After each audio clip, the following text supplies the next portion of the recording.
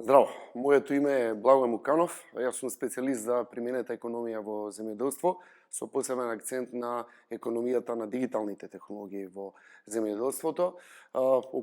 Имам околу 20 годишно практично искуство и мојата задача во академијата е да работам со фармерите во насока да добијат малку подобар увид за тоа која е економската страна од употребата на дигиталните технологии, какви економски бенефити, на кој начин се прават инвестиции, кога може да очекуваат повраток на инвестициите и целосно како таа технолошка, економска оптимизација се случува како резултат на дигиталните технологии.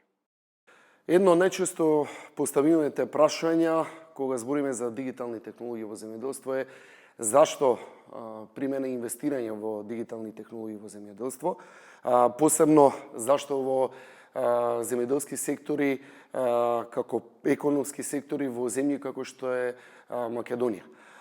Со цел да слушателите добијат малку подобра представа зашто воопшто да се инвестира во овој правец, па и во помали земји, економско помалку развиени земји, најлесно тоа би можел да го представам и да го објаснам преку 4 главни сили кои што денеска го детерминираат однесувањето на современиот земјоделец.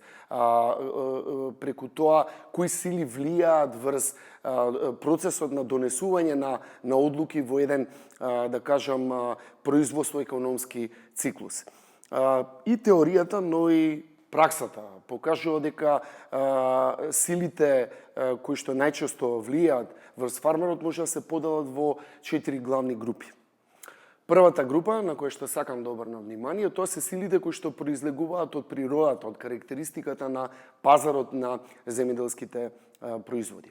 Што е карактеристично денеска за пазарот на земјоделските производи? Сите се свесни дека глобалната популација расте. Прогнозите некои покажуваат 9 милиарди, некои покажуваат 9,3 милиарди до 2030 година. Нормално, зголемена популација само по себе подразбира и зголемена побарувачка. Значи, ова е тој некој квантитативен аспект или карактеристика на денешниот пазар на земјоделски производи. При тоа би сакал тука да истакнам, не треба праволиниски да се гледа на тоа дека фокусот секогаш треба да биде на употреба на технологии за зголемено земјоделско производство со цел да ја одговориме, односно да одговориме на зголемената побарувачка. Напротив, фокусот треба и да биде на употребата на технологии во правец на оптимизација на земјоделското производство, во смисла на да ги намалуваме трошоците и да ја зголемуваме безбедноста на храната. Така да, во однос на тој аспект на пазарот, на зголемена популација би го истакнал токму тоа. Втора карактеристика на денешната побарувачка е тоа што пазарот станува пософистициран. Сега, што значи пософистициран пазар? Пред се, тука се става акцент на специфичните потреби кои што ги изразуваат потрошувачите. Порано, кога идевме во супермаркети, гледавме во една категорија на производи неколку брендови, неколку типови на компании. Денеска не само што имаме во одредена група на храна повеќе компании, повеќе брендови, но се случува и еден ист бренд да прави многу под капата на истиот бренд да прави многу повеќе производи. И тоа не е случајно, тоа е пред се како резултат на тоа што и самиот потрошувачот бара поширока палета на производи. Сето тоа повторно влијае и за тоа што се случува и каков тип на одлуки треба да донесе земјоделецот. Друга карактеристика на пазарот, како сила која што влијае на процесот на донесување на одлука кај фармерите и кај другите учесници во земјоделско-прехранбениот сектор е карактеристиката на глобален пазар. Значи и во прехранбените производи, но и кај приманите земјоделски производи гледаме процес на глобализација. Процесот на глобализација, за разлика од другите економски сектори, кај земјоделско-прехранбениот сектор доаѓа малку подоцна, и тој се карактеризира и ги има истите, сличните текови како и кај другите земјоделски подсектори. Значи имаме диверзификација на земјоделското, на диверзификација на профитот на прехранбени производи, гледаме едни исто брендови влагаат, односно иновираат и произведуваат многу поширок спектар на продукти и тоа не се случува само на пример кај кондиторските производи, него истото се случува и кај примерните земјоделски производи. Прво, брендирањето на примерното земјоделско производство веќе станува тренд. Оно што ме прави среќен, тоа се случува и во Македонија и кај нас. Некои од балканските земји се понапред, некои се поназад, но свесноста се подобрува и има солидно прилагодување на овој тренд на пазарот. Уште една карактеристика на побарувачката, на пазарот како сила во процесот на донесување на одлуки кај фармерот, но и кај другите учесници во земјоделско-прехранбениот сектор, представува безбедноста на храната. Безбедноста на храната е проблематика која што е во последно време многу битна и Европската Унија со новите политики става посебен акцент на оваа тема и ова пред се произлегува поради се појасната слика на здравието на луѓето и воопшто безбедноста на храната. За жал во овие региони оваа тема и оваа проблематика е доста маргинализирана, се станува поинтересна и да кажам операторите во земјоделско-прехранбениот сектор обрнуваат многу повеќе внимание на оваа проблематика во делот на преработката на храна. Кај примерното земјоделско производство се уште е доста маргинализирана тема, но ова го става целиот земјоделски сектор во регионот и во Македонија во една доста ризична позиција поради тоа што веќе контролите на производството и на примерното земјоделско производство и во самата трговија на границите е многу повисока. И воопшто секторот и учесниците во секторот треба да обрнат малку поголемо внимание за тоа како истата треба да ја обезбедат и да ја контролираат со цел да ги задоволат тие високи критериуми на безбедност на храна кои што во моментот постојат, посебно за европските пазари каде што македонскиот земјоделски сектор како економски сектор треба да биде насочен. Следна карактеристика на пазарот како сила представува нестабилноста, односно да кажам дестабилизација на логистичките ланци кои што настана од неколку причини. Последниот удар беше како резултат на глобалната пандемија од коронавирусот, каде и покрај влијанието на логистичките ланци на другите економски подсектори, злачено се одрази и на логистичките ланци во земјоделско-прехранбениот сектор. Создаде една атмосфера на нестабилност, која што повторно влијае на процесот на донесување на одлуки и она што е најбитно и што највеќе има влијание во процесот на донесување на одлуки, го става фармерот во уште понеизвестна состојба кој итекако влијае на инвестицијскиот циклус, на тоа колку е самиот фармер спремен и лагоден да може да направи еден посериозен чекор во своето земјоделско производство. Крајна карактеристика на пазарот како сила представува љубобитноста кај потрошувачот. Што значи љубобитност кај потрошувачите во земјоделско-прехранбениот сектор или на пазарот на земјоделско-прехранбени производи? Крајно потрошувач сака да добие што повеќе информации и податоци за продуктот кој што го купува. Поконкретен да бидам, фармерот кој што би купил еден килограм домат, би сакал да има податоци за тоа каде е произведен, на кој начин се произведува, какви типови на агротехнички мерки се примениле и како тој продукт пристигнал до полиците на супермаркетот каде што овој потрошувач го купил тој килограм домат. Да резимирам, сите овие аспекти имаат поголемо или помало влијание во процесот на донесување на одлуки, се и истото зависи од пред се типот на земјоделски подсектор каде што фармерот оперира, дали се работи за градинарство или овоштарство или житни култури, но исто така многу зависи и од големината на фармата. Најчесто поголемите фарми се поотпорни на тие сили, но не значи дека го немаат предизвикот да се справат со тие сили, и истото се случува и во зависност од карактеристиката на земјоделскиот подсектор. Има одредени подсектори кои што се повеќе имуни на овие сили и полесно се справуваат и се адаптираат на истите, но има и одредени подсектори кои што се посензитивни и имаат многу помала отпорност да се прилагодат на истите. Втората група на, да кажам, сили кои што влијаат врз процесот на донесување на одлуки кај фармерот, представува она што се случува на пазарот на земјоделски инпути, или популарно кажано на македонски репроматеријали. Подеднакво, како и во случајот на пазарот, и овде се случуваат и постојат одредени влијанија кои што придонесуваат за да фармерот мора да се прилагоди и да преземе одредени потези, да инвестира во одредена технологија со цел да може оптимално да се позиционира врз да се адаптира на силите кои што произлегуваат од страната на пазарот на репроматеријали на инпути.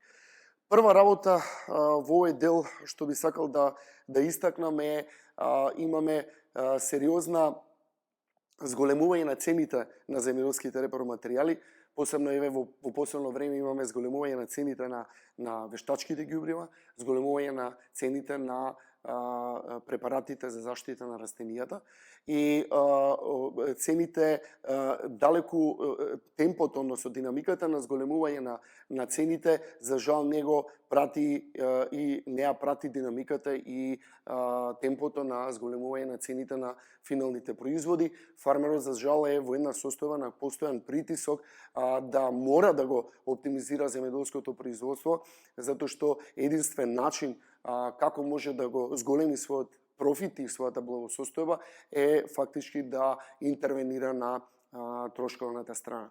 Втора карактеристика на пазарот на земјоделски репроматеријали или популарно кажани инпути представува достапноста до работна сила. Земјоделско-прехранбениот сектор и на глобално ниво се соочува со недостиг на работна сила, и тоа две генерални група на кадри.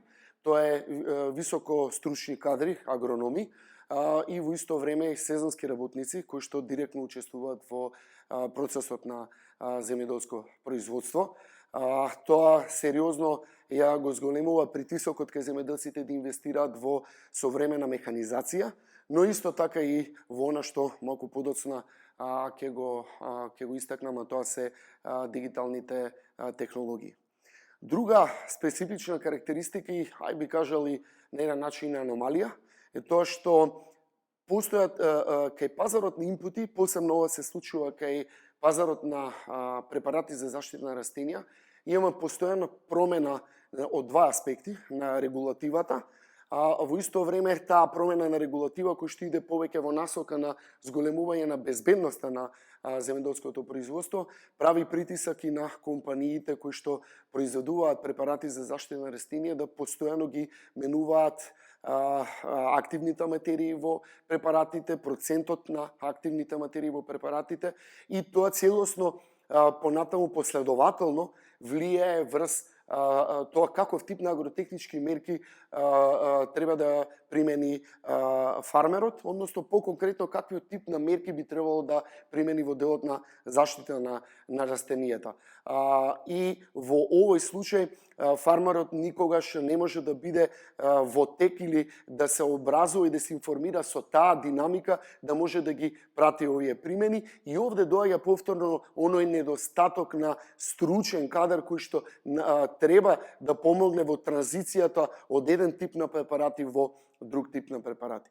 И уште една четврта карактеристика на пазарот на земјоделски репроматеријали е тоа што најчесто овие компании кои што ги продаваат овие продукти многу малку се спремни во делот на поддршката на фармерите. Најчесто комуникацијата и односот помеѓу фармерот и овие компании е стрикно комерцијална.